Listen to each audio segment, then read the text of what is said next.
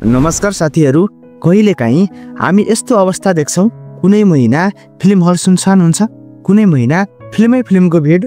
र आज हामी कुरा गर्दैछौँ माघ महिनाको, जुन महिना नेपाली फिल्म उद्योगका लागि अत्यन्तै व्यस्त र चुनौतीपूर्ण देखिएको छ। यस वर्ष माघ महिनामा मात्रै करिब 9वटा नेपाली फिल्म हलमा लाग्दैछन्। कुनै हप्ता 2वटा त कुनै हप्ता 3वटा फिल्म एकैसाथ रिलिज हुने देखिन्छ। अब प्रश्न उठ्छ, के सबै फिल्म चल्लान् त? दर्शकहरूले कुन फिल्म हेर्ने? के माघ महिना फिल्मका लागि सही समय हो? आजको भिडियोमा हामी हप्ता अनुसार रिलिज हुने फिल्म, तिनको कास्ट, जनर, सम्भावना र अन्त्यमा कुन फिल्म चल्न सक्छ, कुन चल्न गाह्रो छ भन्ने कुराको विश्लेषण गर्नेछौँ। पहिलो हप्ताको कुरा गरौँ, माघ 1 गते। माघ महिनाको सुरुवातमै हामी 2वटा फिल्म देख्छौँ, मिरमिरे र गोबर गणेश। मिरमिरे, जसमा दयाहाङ राई र प्रकाश सबुज अभिनीत चलचित्र हो। दयाहाङ राई नेपाली फिल्मका सबैभन्दा भरपर्दा अभिनेता हुन्।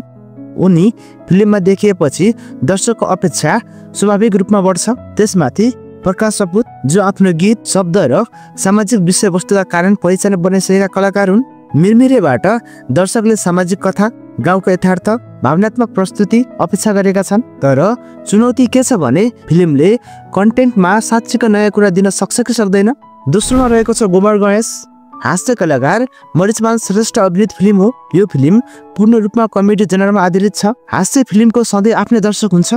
तर आजको समय हेर्ने हो भने दर्शक अब सस्तो जोक्स भन्दा कन्टेन्ट बेस्ड कमेडी खोजिरहेका छन्। यदि गोबर गणेशले सफा कमेडी, पारिवारिक मनोरञ्जन, राम्रो स्क्रिप्ट दियो भने यो फिल्म पनि हलमा टिक्न सक्छ। त्यसै गरी दोस्रो हप्ताको कुरा गरौँ, माघ 9 गतेको। अब आउँछ माघको सबैभन्दा भिडभाड भएको हप्ता। एकैसाथ 3वटा फिल्म रिलिज हुँदैछन्, भाइरल गोर्खे, परिवर्तन र बिगुल। कुरा गरौँ भाइरल गोर्खेको। सौगात मल्ल सधैँ इन्टेन्स क्यारेक्टरमा देखिन्छन्। उनको दमदार अभिनयका लागि पनि चिनिन्छन् उनी। फिल्मको नामले नै ऐतिहासिक, एक्सन, नेपाली स्वाद दिने सङ्केत गर्छ। यदि फिल्मले स्क्रिप्ट, सिनेमेटोग्राफी, क्यारेक्टर डेप मा काम गरेको छ भने यो फिल्म क्रिटिक्स र मास दुवैलाई मन पर्न सक्छ।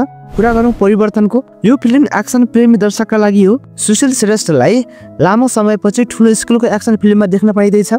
तर एक्सन फिल्ममा केवल फाइट मात्र काफी हुँदैन, स्टोरी, क्यारेक्टर मोटिभ, मेकिङ सबै मिल्नुपर्छ। यदि परिवर्तनले यी कुरा मिलायो भने यो हप्ताको सर्वाधिक व्यापारी फिल्म बन्न सक्छ। तेस्रो फिल्म हो बिगुल। बिगुल अलि फरक स्वादको फिल्म देखिन्छ। बेनिसा हमाल सधैँ फरक भूमिका छान्ने कलाकार हुन्। यदि बिगुलले सामाजिक सन्देश, सशक्त महिला पात्र, फरक कथावस्तु दियो भने यो फिल्म लङ रनमा चल्न सक्छ। त्यसै गरी तेस्रो हप्ताको कुरा गरौँ, माघ 16 गते हामी 2वटा फिल्म देख्छौँ, आबाट आमा र द ब्लू लाइट। पल शाहको फ्यान बेस निकै ठुलो छ। रोमान्टिक ड्रामा फिल्ममा उनको बजार अझै बलियो छ। यदि फिल्मले भावनात्मक कथा, प्रेम र सङ्घर्ष, सङ्गीतमा ध्यान दिएको छ भने यो फिल्म युवा दर्शक तान्न सक्छ। कुरा गरौँ ब्लू लाइटको। बेनिसा हमाल यो महिना दोस्रो पटक देखिँदैछिन्। द ब्लू लाइटको नामले नै थ्रिलर, मनोवैज्ञानिक, फरक टोन सङ्केत गर्छ। यदि फिल्म साँच्चीका नयाँ एक्सपेरिमेन्ट हो भने यो सिलेक्टेड दर्शकमा चर्चित बन्न सक्छ।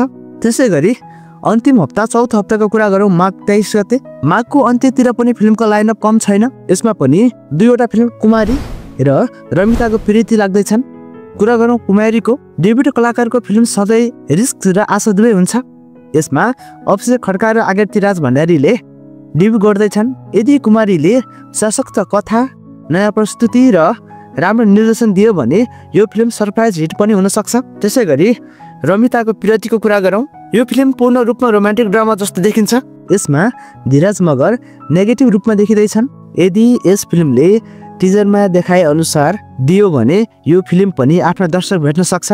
अब सबैभन्दा ठुलो प्रश्न, के माघ महिनाका सबै फिल्म हिट हुन्छन् त? सिधा उत्तर, हुँदैनन्। किनभने यो महिना न दसैँ हो, न तिहार हो, न कुनै ठुलो बिदा हो। दर्शकले एकै महिनामा 3000 देखि 4000 रुपियाँ खर्च गरेर सबै फिल्म हेर्न सक्दैनन्। त्यसमाथि एकै समयमा धेरै फिल्म रिलिज हुँदा दर्शक अल्मलिन्छन्, कुन फिल्म हेर्ने, कुन नहेर्ने। अन्ततः जुन फिल्ममा कन्टेन्ट बलियो छ, जुन फिल्मको मेकिङ राम्रो छ, जुन फिल्मले दर्शकसँग इमान्दारी गर्छ, त्यही फिल्म मात्र चल्नेछ। अब तपाईँको विचार के छ? माघ महिनामा कुन फिल्म हेर्ने सोच बनाउनु भएको छ? कुन फिल्म चल्छ जस्तो लाग्छ? कमेन्टमा आफ्नो विचार लेख्न नबिर्सिनुहोस्।